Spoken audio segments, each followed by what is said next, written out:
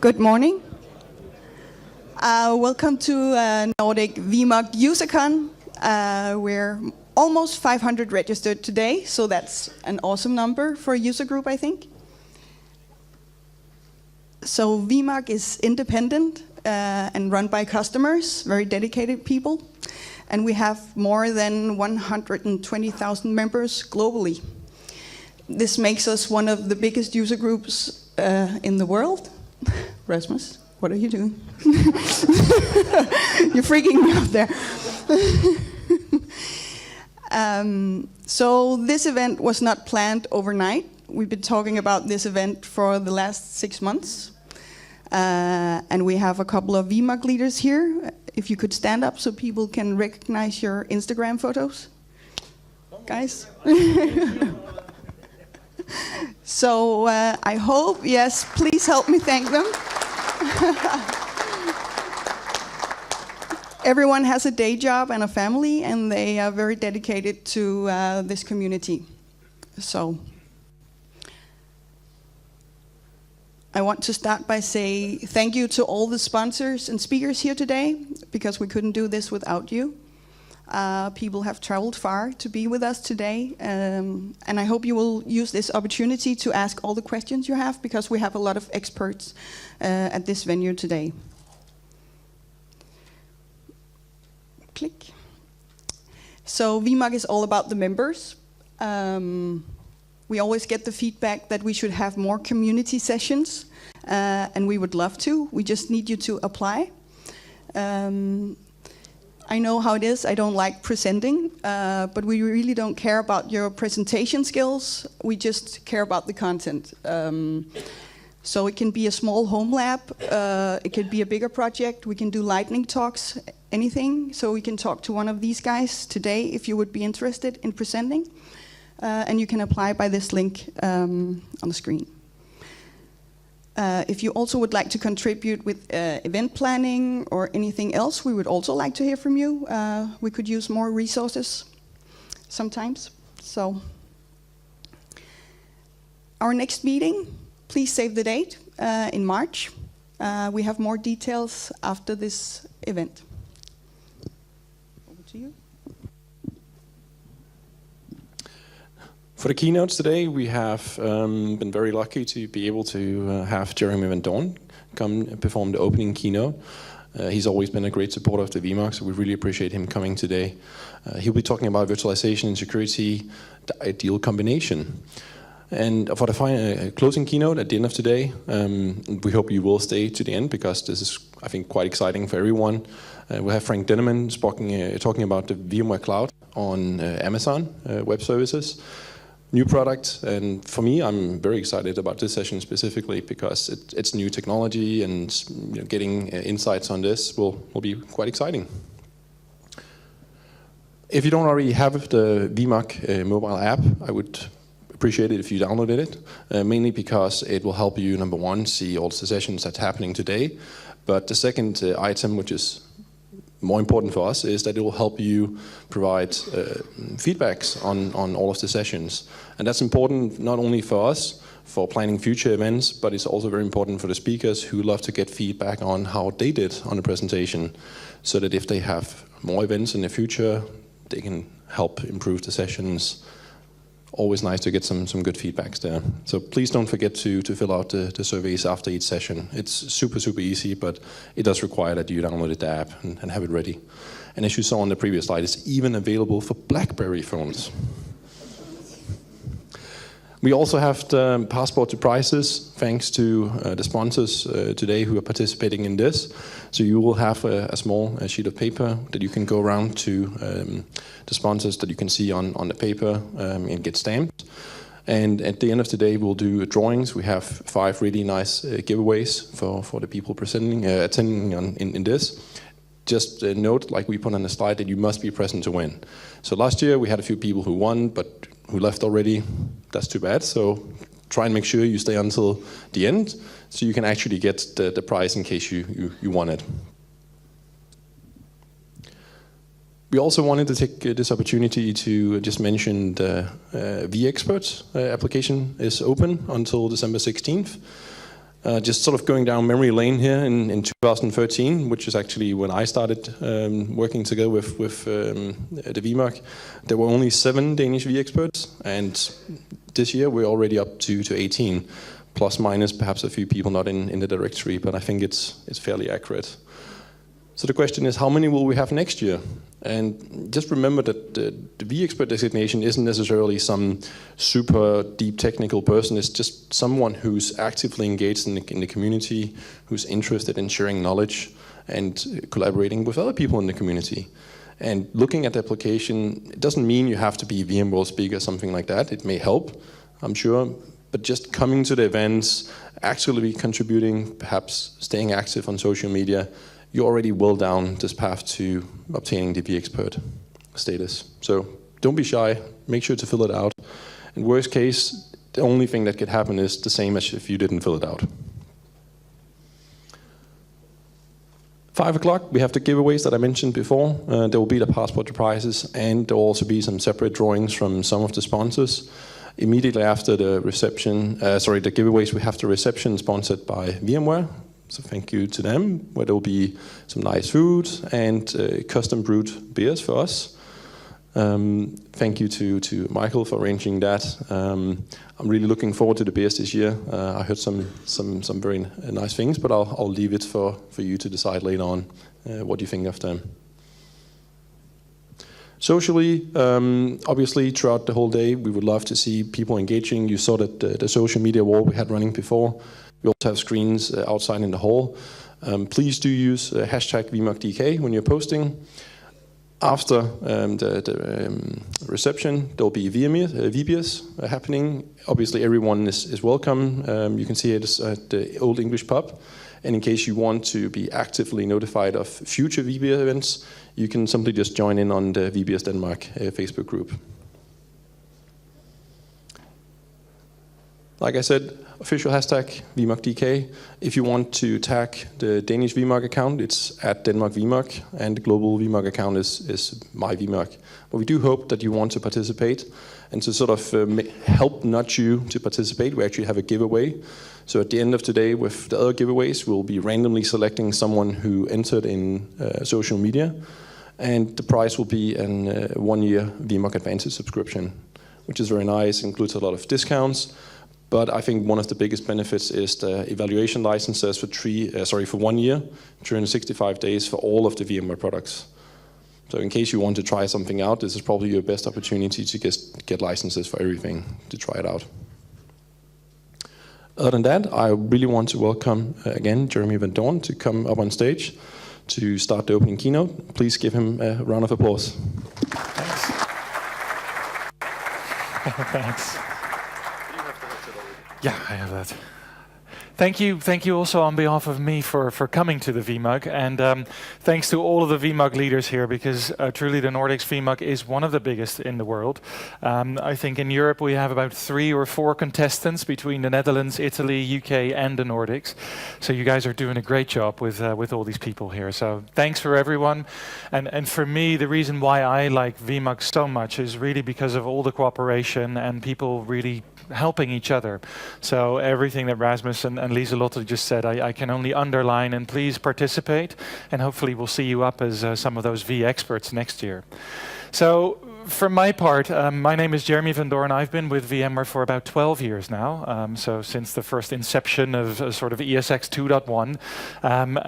If you want to follow me on Twitter, it's JC Van Doorn. Please do so. I tweet mostly about networking and security, as that's where I'm responsible for. I manage the pre-sales department for EMEA for all of NSX, and as such have a lot to do with networking, security, and anything that comes with it. So automation with VRA a little bit and those type of things.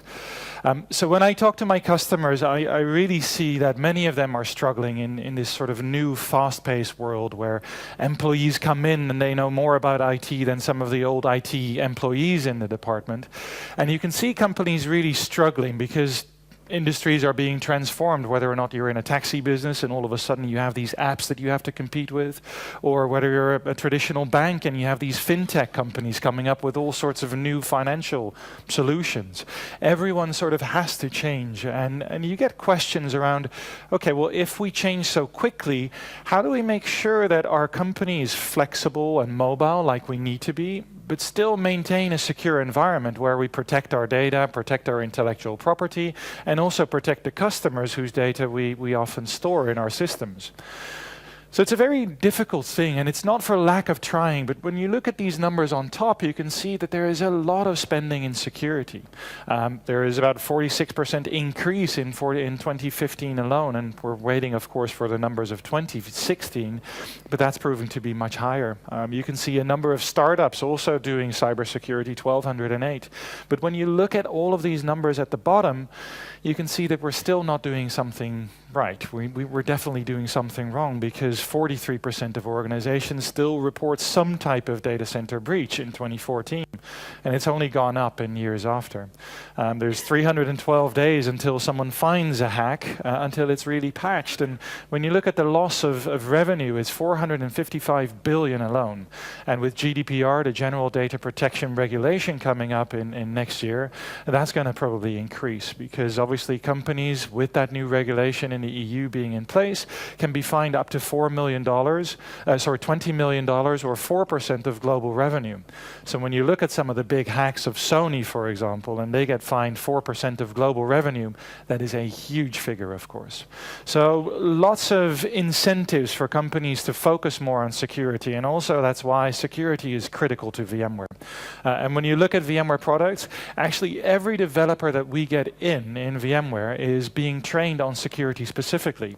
So they might be a brilliant programmer already, but we still give them a course in how to program securely, just to make sure that our programs and our applications are built with security in mind from the get-go.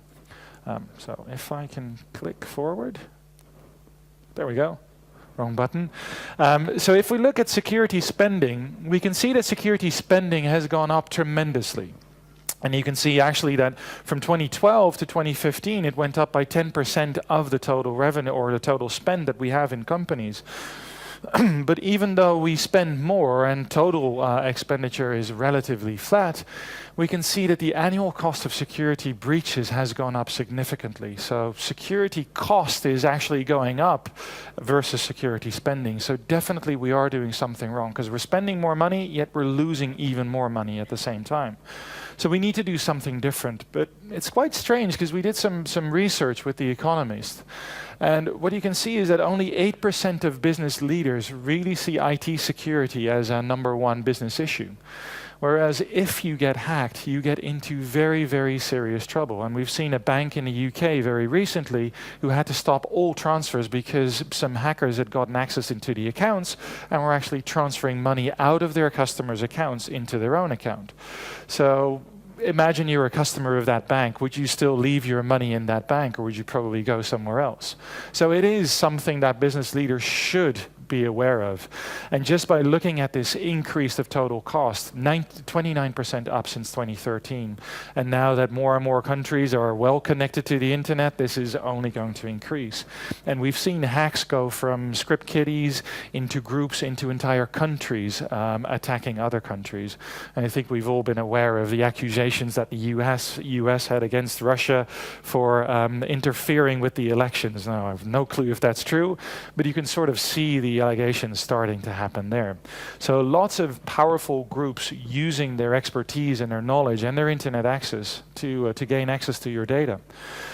And when you look at some of these big hacks, obviously most of us know about Ashley Madison. I hope none of you were in their customer base, but could be. In the US, we had the Department of Personnel Management, and there were a lot of data stolen for not just the employees of the government, but also basically citizens in the US. And even our own Pat Gelsinger, the CEO of VMware, was a victim of that hack. And he had to get new social security numbers and and all of those things. So very, very important that those data are, of course, secure. JP Morgan Chase is one of the big banks being hacked, and I think Target is probably one of the most well-known. And the fact with Target was actually that Target itself was relatively secure, but one of their partners was not as secure. So a lot of the partners that you connect to are also within your scope of, are they secure? Can we allow them access to our network? So very, very important that we look at this. And when you look at the past couple of years, you can see that the hacks are not just multiplying in number, but they're also getting bigger and bigger. And when you look at MySpace, for example, with over 100 million records lost, that is pretty big. That's basically all of them. And I mean, I was even involved in the LinkedIn hack, and I had to change my passwords there. So I guess all of us in some way have been exposed to some kind of hack somewhere. So security really is key to whatever we're doing. So what's missing?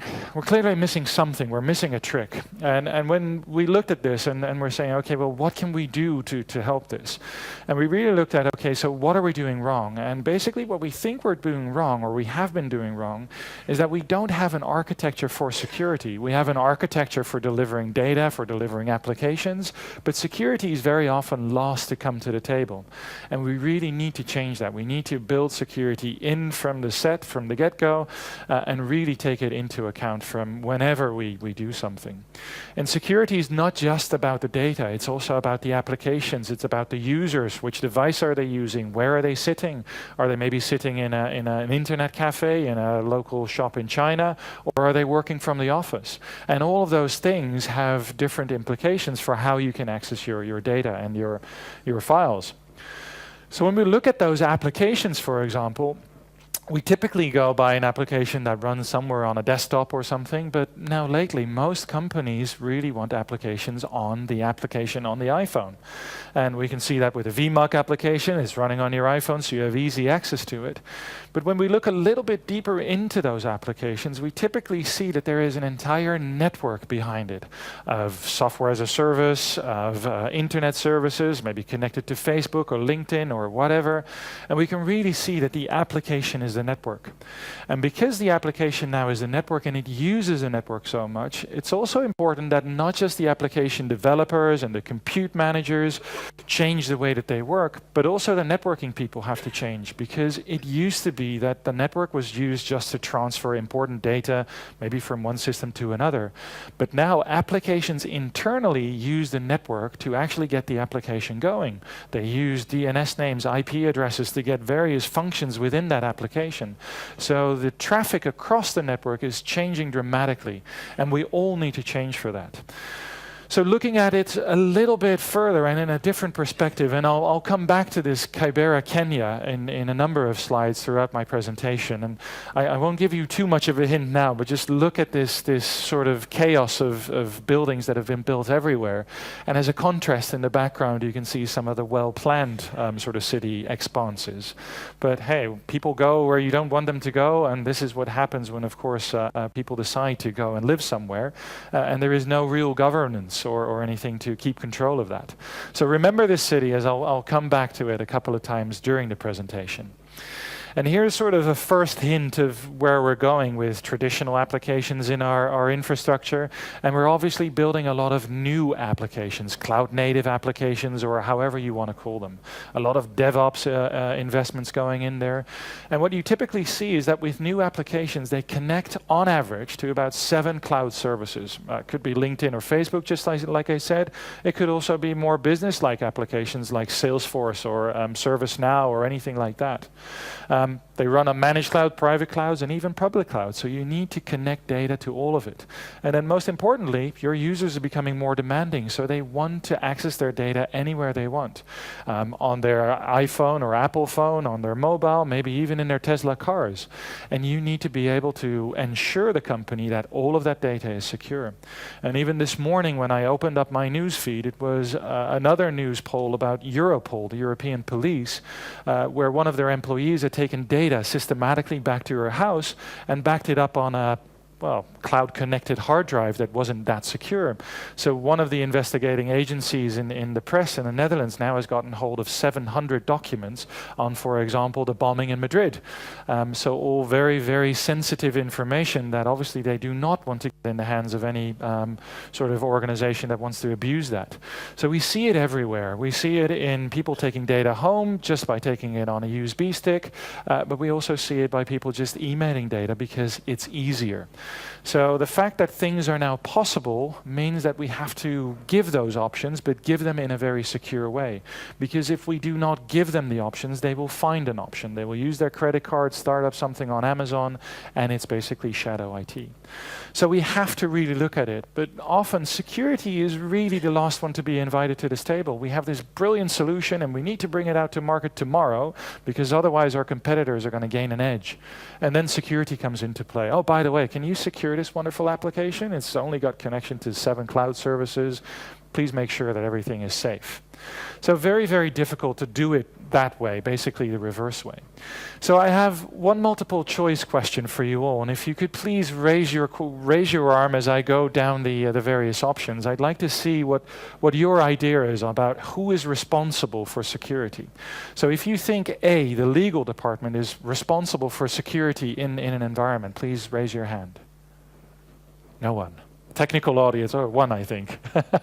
So number 2, business users. One in the back, couple.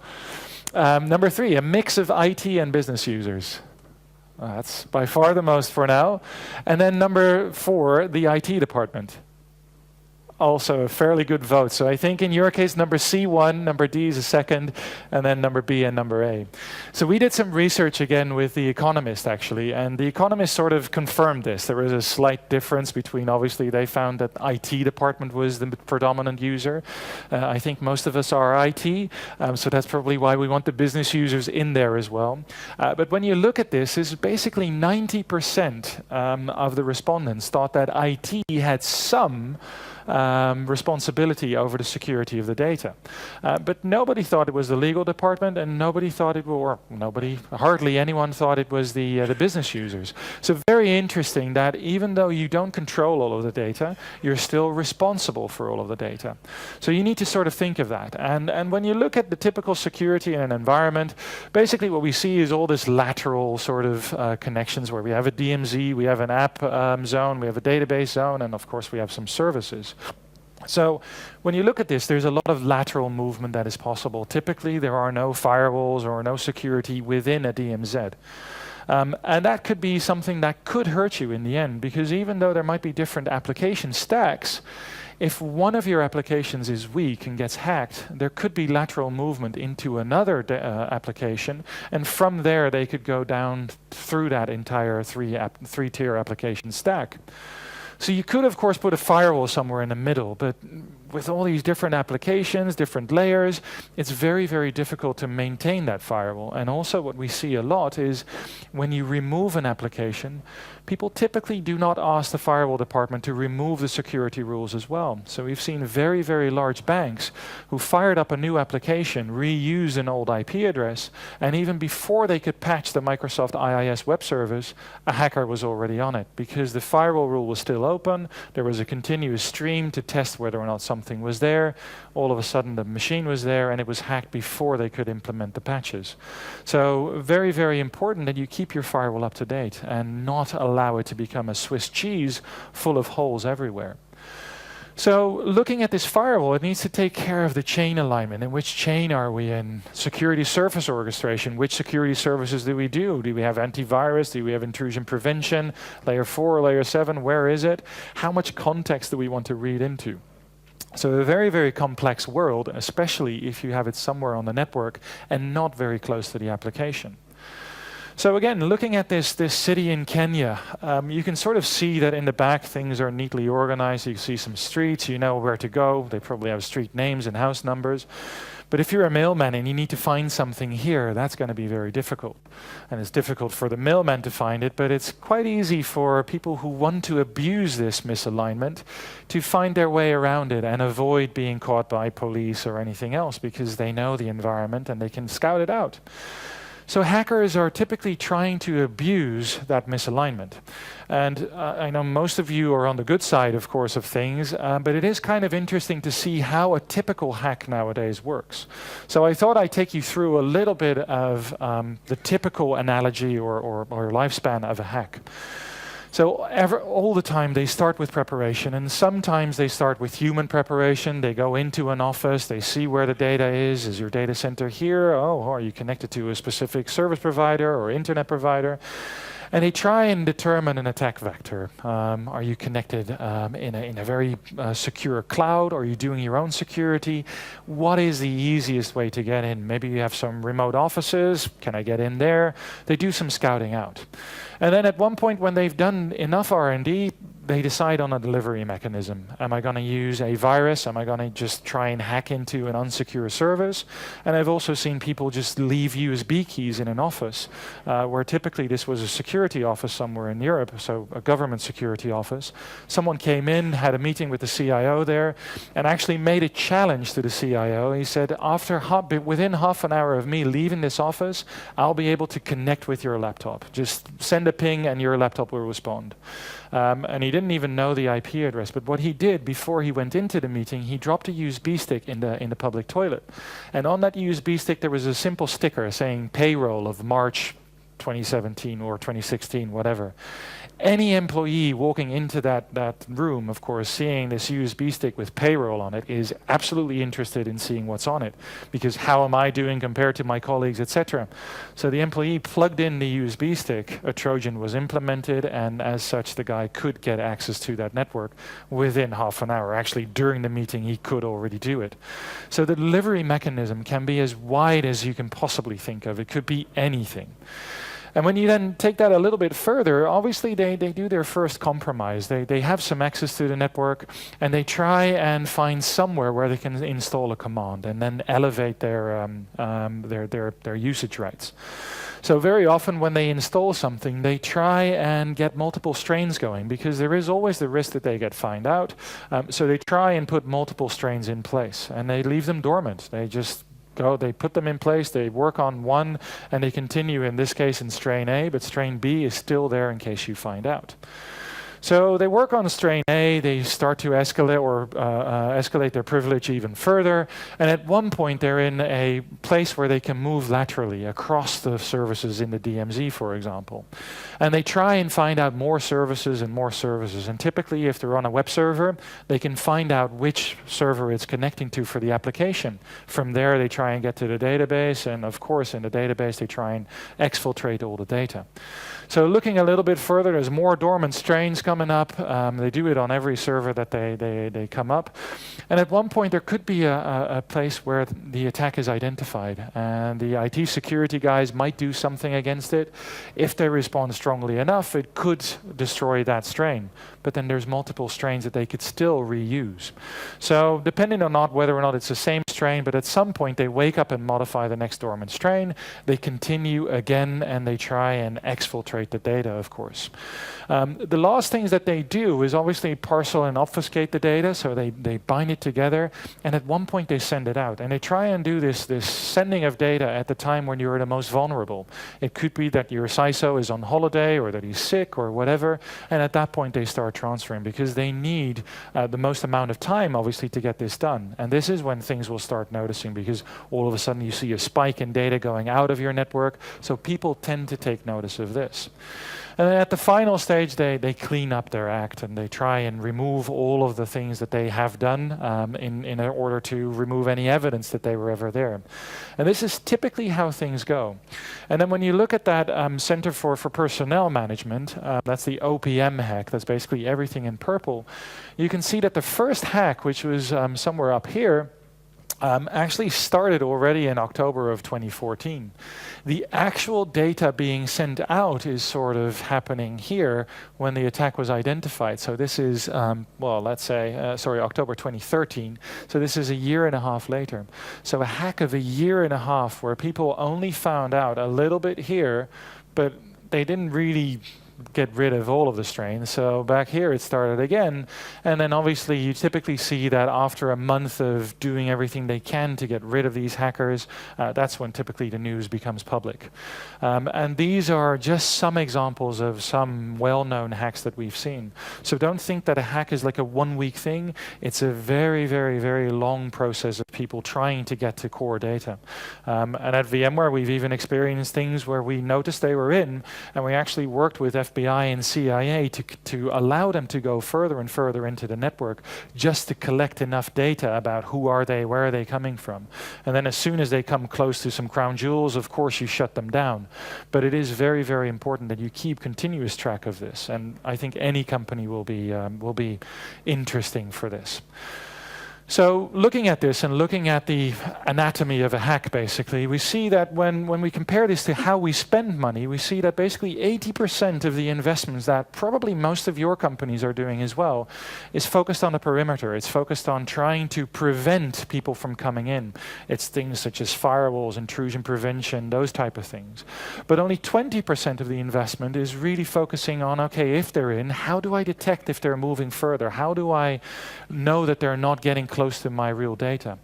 And I think that's where we need to start making a shift as well. We need to shift from perimeter-centric security to really focusing on applications and users and managing risk. Because you can say, hey, nobody can access this data, but if the risk is greater than the value, then of course you're going to say that. But very often you see that the value is greater. When you look at a pharmaceutical company, many people need to work with the data for a new medicine. If they can't work with it, someone else will invent the medicine first, and you lost basically billions of revenue. So you always need to make this sort of balance between risk and value and who can access it from where and how do we do those things. So very, very important that we think about this. And it sort of sounds hard enough already to do this for your own data center.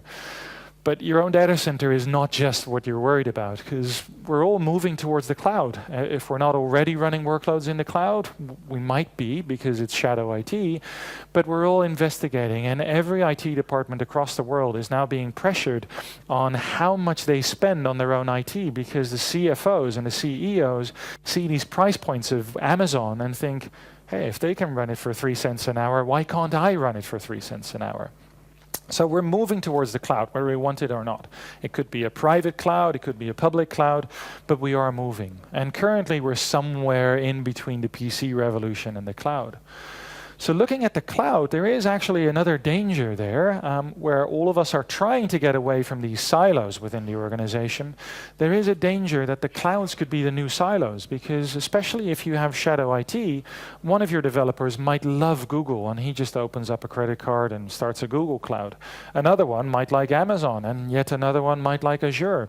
And you get these three different silos again in your organization, where again you feel misaligned, and you have to think of some way to connect all of these together and make sure that they all comply with the same security rules and everything else out there.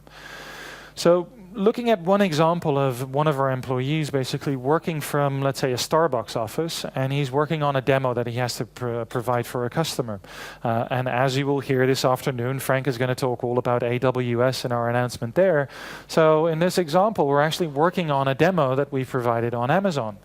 So this guy may be working on something new, something we announced at VMworld, and this could be half a year ago. And when you see him working, he's basically, his first 2 hops are just in the Starbucks coffee house. And then it goes into their internet service provider, and finally somewhere it goes into Amazon. So at no point does the data hit the VMware data center. Yet still, we are responsible for the data, because this might be a lucrative feature that we want to bring out in the next year, for example. So very, very important that it's safe, but at no point does it hit our infrastructure. And when you then think back of the question that I asked you guys, is like, who's responsible for this data? It still is IT and the business users responsible for this. So there is kind of a strange thing happening where we're no longer in control, yet we are still responsible. And that's a very difficult thing for us to do, of course. And as such, as we look at these clouds, we need some way to connect these clouds together and to make sure that we have a common ground of securing the data on there. And one of the things that you can do there, of course, is use the virtualization layer to run on top of all of these clouds and connect them together, make sure that security policies flow across them, and you can use the same policies across all of these clouds. So again, sounds difficult enough, and clouds can be wonderful, but they can be quite menacing as well. And still, we're not there yet. It becomes more and more complex, because what about containers?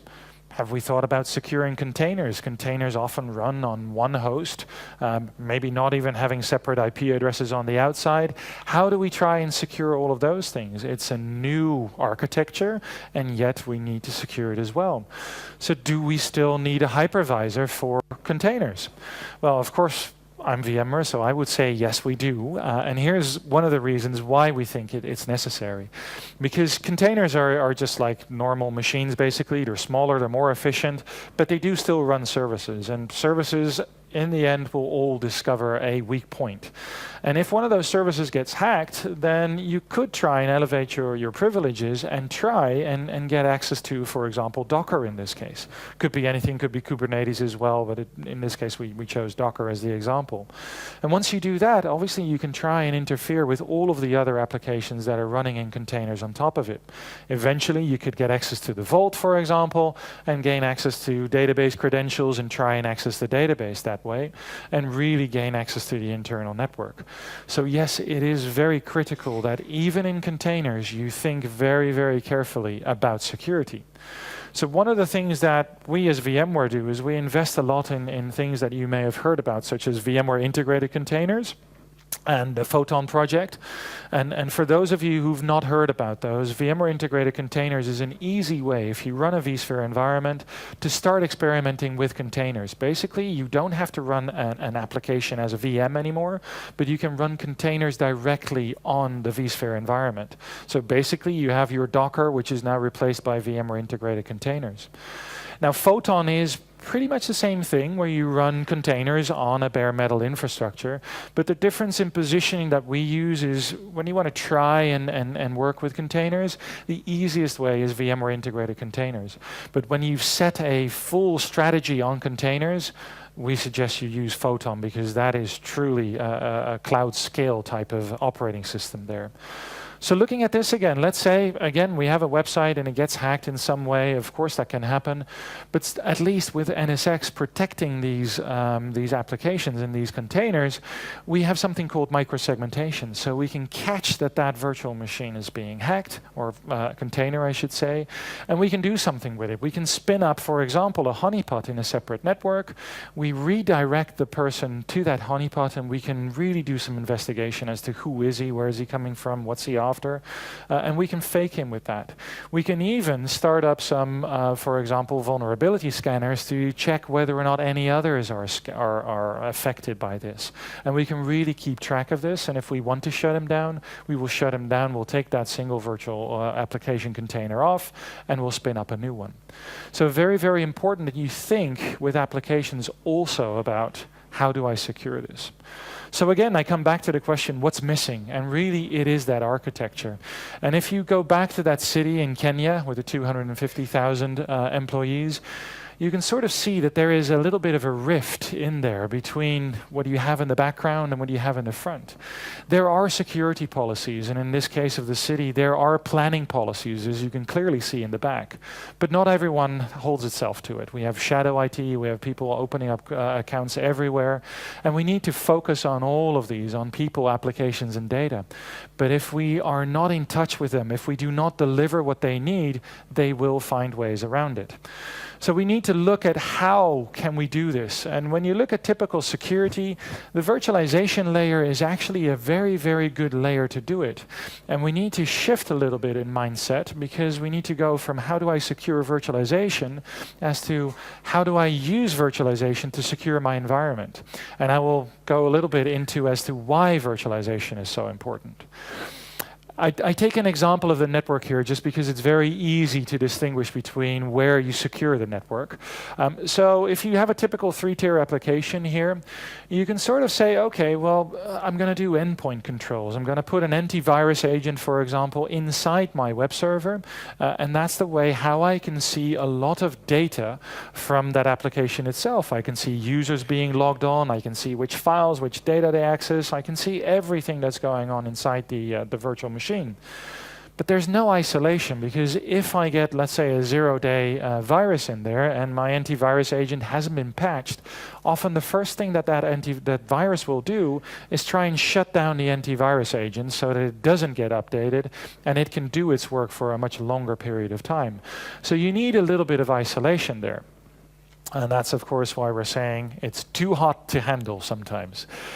Now, on the other side, you can say, okay, I put in place a firewall. And a firewall is great because it has that isolation. Even though a virus is on a virtual machine, it doesn't have access to the controls of the firewall. It's gotten through it once, but hey, we could update the firewall and we could stop the attack from there.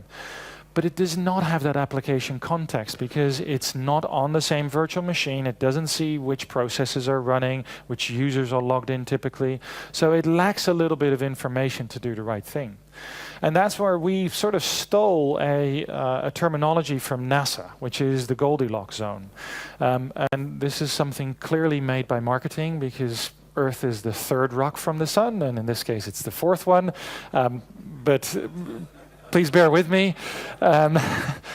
This really is to show that what NASA uses for the Goldilocks zone is if you're too close as a planet to your star, to your sun, it's going to be too hot to support life. If you're too far away, it's going to be too cold and no life can exist as well. So the Earth is in that Goldilocks zone, just the right distance from its sun. And when you compare this to sort of virtualization, virtualization is in that unique layer. I'll actually go back to this one. Virtualization is in that unique layer here where it has enough data of the application, yet it's not vulnerable because it's not in the application or in the operating system. And it's also remote enough so that it can really control it without being affected. So the virtualization layer is unique in placement where it cannot be affected from within the workload, yet it sees everything that's going on inside it. So that's why we work with a lot of our partners to use that virtualization layer as a real platform for them to integrate their services. And you've seen this a number of years ago with the VSec endpoints, for example, of Trend Micro, and now we're doing it with NSX, of course, as a true platform where Palo Alto and Checkpoint and all those vendors can really hook into to deliver their security services. So looking at this a little bit more in detail, basically what we're saying is with the architecture for security, you can encrypt your data. And if you've seen the announcement about vSphere 6.5, there is now encryption natively in vSphere, so you can encrypt all of your data. And again, this is critical going forward because if you look at the General Data Protection Regulation, if your data gets stolen, you have to inform all of your customers if their data was part of it. However, if that data is encrypted, you do not need to inform them because the hackers cannot do anything with the data. So just encrypting data makes you get away with a hack a little bit more easily than otherwise, because at least you don't have to inform each and every individual that, sorry, your data was stolen, sorry, your data was stolen. You can come out once with a generic statement, and then obviously customers can go. So encryption is a very, very important thing here. Then we need to think about least privilege. Do not trust anything. Do not trust anyone, but give them the least amount of privilege they need to do for their job. And for those of you who work in systems, why does anyone need root access on a Linux system? Why do they need admin access on a Windows system? They typically don't. Give them the least amount of privilege. And you do that everywhere, within the management frameworks, within the actual applications, and anything. And then, of course, it's all about visibility. And you probably know Log Insight from VMware. There's many of these things. For networking, we now have Network Insight. And all of this visibility is key and also necessary with the General Data Protection Act, because you need to log all that data as well and prove to the authorities that you did enough to try and prevent that hack from happening. And then, of course, microsegmentation. If a hack happens, and I would advise you, go by the assumption that you will be hacked. At some point, you will be hacked. But try and limit the damage of that hack. So microsegmentation, really putting a single virtual machine in its own segment, sort of a zero-trust environment, is one of the key things that you will need to do. So verify you have that, and never, ever, ever trust. Always give someone the very least amount of privileges. So looking at this as from microsegmentation, but also from the virtualization layer, you can sort of see that the virtualization layer is obviously here, but it spans across your entire data center. Anything that's virtualized has that virtualization layer underneath it. And the way we're positioning it as one platform with, for example, a distributed firewall, we're working on distributed load balancing in there, you can really use your security tools to access this as one platform, and all of it is being secured in the same fashion, no matter where it runs. Primary data center, secondary data center, all of your security will move along with it. Encryption will move along with it, and you are free to do whatever you want there. So like I said, we don't just do this ourselves. We work with all of our customers and a lot of partners to do this, because we truly believe that we are not the best security company. We are just a company positioned in a way to allow all of these security companies to best place their security mechanisms. And if we allow that virtualization hypervisor to work for these companies, then you can trust in your trusted advisors, such as any of these here, to work with you and to implement that security in the most efficient way possible. So that really is the vision that we have with VMware. And when you look at encryption on the disk, that is a great progress already. But we can also do encryption on the fly in the network. So with NSX, something that we're working on, for example, is if you have multiple workloads, it's very, very difficult to get encryption across the network, because each and every switch will have to know that key. Because if it doesn't have the encryption key, it doesn't know where to route that traffic to, because it doesn't see a source or destination IP address. It sees nothing. So it's very important that everyone has that key, and that's why it's very, very difficult to do.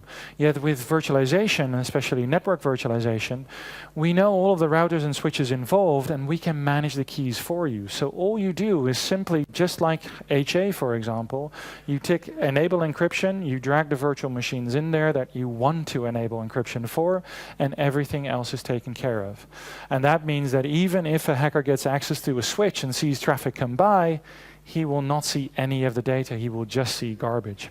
And you can probably see, if you want to see this, there are various demos at VMworld and at the RSA conference earlier this year, where we do a live demo and show you how effective this is. So looking a little bit further as to why this is important, and if we look back at to how we sort of saw that hacker go through, then we can talk about intrusion, which is typically his first step. And you can see with microsegmentation and encrypted access, it's very hard for those hackers to get access. Propagation, again, the microsegmentation comes in play. And even if they have access to a single server, it's very, very hard for them to get access to the second server, because that firewall is there. And we have some of the marketing slides which say, of course, every server has 65,000 and a little bit of ports. And with microsegmentation enabled, you basically reduce that to 1 or 2 ports that you want to be open. Now, I think we all know that no system actually listens on all of those ports, but it could be an option if someone starts up a process, of course, and at least you prevent it from that way. Now, extraction, again, microsegmentation is of course very important there, but also think about the network encryption, because if he wants to collect data from the network and he wants to sniff for a password, he cannot see the password towards a database. Even though it's being sent, it's all encrypted and garbled for him. And then obviously the exfiltration cannot take place if they cannot get access to the database. In the end, they cannot exfiltrate the data. So a very, very good way and an open way to really use that virtualization layer. And we see that virtualization layer really being your first step into prevention with the least amount of privilege. And you can do that in multiple ways, of course. Detection then, again, with context and logging and visibility in there. And finally, responses, where if you get hacked, you could, for example, put that virtual machine in a quarantine network so that at least the hacker cannot propagate its attack from there. So the vision, and then looking a little bit forward into what we're doing as well, before I come to a close. The vision for virtualization is really to allow security to propagate everywhere. And of course, it starts with your own data center, and you go into the clouds, and you'll see Frank Denneman do a great presentation this afternoon about AWS. But we also think about the Dockers, the container worlds of this world. And then, of course, mobile devices, your virtual desktops, and going forward into branch offices, Internet of Things, and everything that you can possibly think of that is connected in some way to your data center. So virtualization should, and already does a little bit, control all of this. And you could possibly think of running a virtualization layer on your phone, such as what we're doing sort of with AirWatch now, where we secure a specific portion and we secure communication of specific applications. And that's the way things will go forward. So looking at advanced endpoint security, this is something that is quite interesting for us. Because when you look at, for example, a virtual machine, and we're using the Goldilocks project, a name for this again. When you look at a virtual machine, we actually know what that virtual machine is like. So let's say you make a golden template. You say, okay, this is what my perfect web server will look like. It's running these processes. This is the approximate memory footprint. It can access these services. And we can basically do all of this with the virtual machine. And what we can do is we can create a fingerprint out of that. And we can monitor that fingerprint. And this is something that we're still working on in the Goldilocks project. Please look it up on the internet if you want to know a little bit more. But what we're allowing you to do is really monitor that fingerprint as well. And if this machine should get hacked, and a hacker, for example, puts up a new process, he wants to start something up, to start maybe sniffing some traffic, that will immediately get flagged, and you will see that there are additional processes running on that machine. Automatically, you can take action, you can move it into a quarantine network, or you can choose to do nothing and just monitor what that hacker does and see if you can get him to go to a honeypot where maybe you can trap him and get some data out of him to hopefully feed back into CIA or FBI to get him arrested, of course. So here's a slightly different view of that project Goldilocks, where basically we enhance the hypervisor with what we call the Goldilocks module. You can run it everywhere across your entire infrastructure, and basically it looks at all of your virtual machines and monitors for those fingerprints. So it uses trusted code, for example, to detect or prevent untrusted code. A very, very interesting way of extra monitoring for your environment. And of course, this will be placed in that hypervisor. So again, it's far enough away so there is isolation between the workload and where you inspect it, but it's also close enough so that we actually know what's going on. We know which processes are running. So a very interesting thing next to, of course, the AWS that you hear this afternoon. And then some advice for your planning towards tackling the cybersecurity frontier. And I'll let you read through of them, and I'll go over all of them in fashion. And this is sort of the last slide that I have. So then we have a couple more minutes for one or two questions, and then we'll continue with the rest of the program. So when you focus on applications, that's one of the things you really have to do, because it's nowadays all about the application. It's not about the server, it's not about the network, it's not about the storage, it's about how the application accesses the data and gets it to the users. And you have to think about which device is he using. Is it his own device? Is it something that we haven't secured? Is he sitting in maybe a dodgy coffee shop somewhere or in the office? You have to think about all of those things. So look at your supply chain demand, or your supply chain, your partners, because in the Target hack, it was indeed a partner that was hacked, and through that hack, they got into the Target data center. There was no lateral controls there, so once they were in, and they focused all of their security on the perimeter. Next thing is really embrace automation. Make sure that if something gets detected, it gets automatically remediated, an antivirus gets removed or at least put into a quarantine network, but use automation. Because it could always be that you have the best security officer in the world, but if he's on holiday or if he's sick or if his wife is in labor, for example, he's not going to be paying attention. So very, very important that you use automation for that. And already start thinking about Internet of Things. We've been talking about it for years, but it's really starting to step up now, with also Tesla having a full sort of iPad in the car. And you can see connected cameras, and some of the largest denial of service attacks are actually now done by cameras.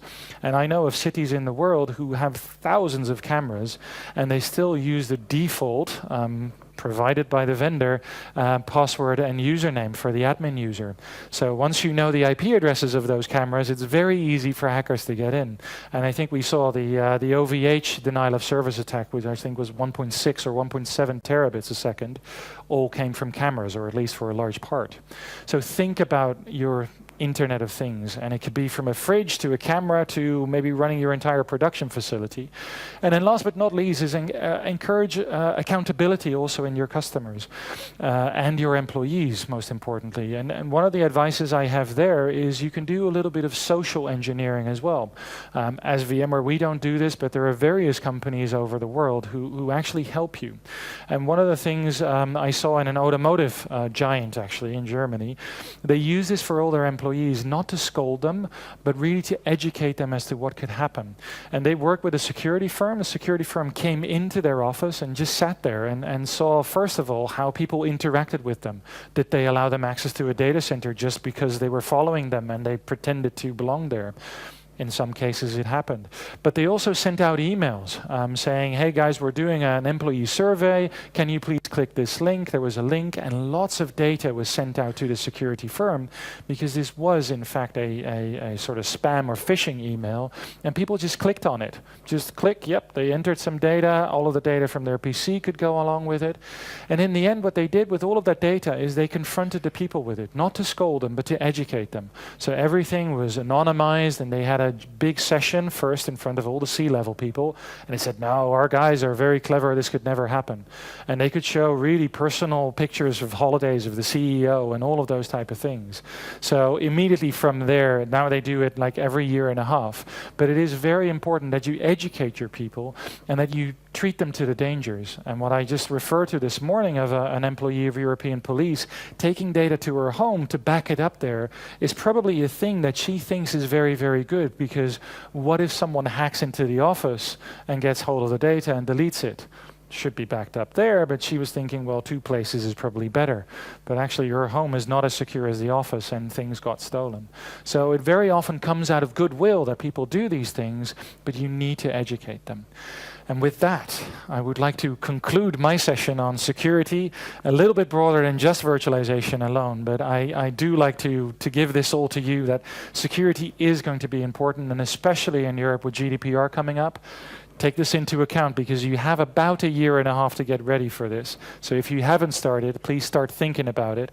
VMware is here to help you. I'm here to help you. I'll be here throughout the day. And of course, there's various vendors out there as well to help you. Rasmus or Lieselotte, are we going for a break now? So now we go for a break, and what time do we start back?